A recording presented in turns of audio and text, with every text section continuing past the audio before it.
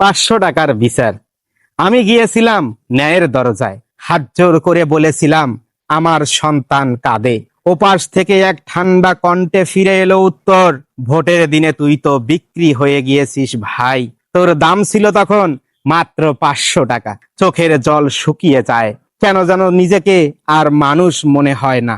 ওরা ভাবে ওটা ছিল একদিনের হিসাব, কিন্তু আমি জানি সেই 500 টাকায় আমি বেচে দিয়েছিলাম নিজের অধিকার, নিজের গলা, নিজের ভবিষ্যৎ। চেয়ারম্যান, এমপি, মন্ত্রী, তাদের কাছে আমি এখন এক নামহীন মুখ।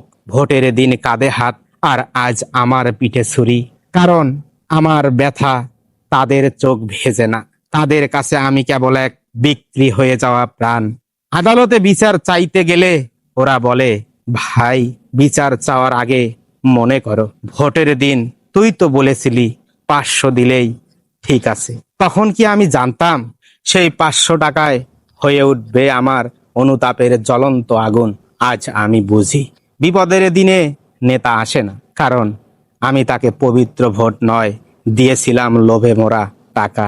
আমার সন্তান আজও কাঁদে ক্ষুধায়, কিন্তু বিচারকের চোখে আমার কান্না নেই, কারণ আমি সেই ভোট বিক্রি করা মানুষ।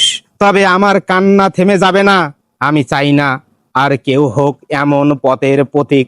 জানি প্রতিটি পয়সায় লুকানো থাকে প্রতারণার বিষ, আর প্রতিটি কেনা ভোটের পিছনে হারিয়ে যায় একটা জাতির আশীর্বাদ। বন্ধুরা, কথাগুলোর সঙ্গে একমত হলে অবশ্যই ভিডিওটা লাইক, কমেন্ট, শেয়ার দিয়ে দিবে।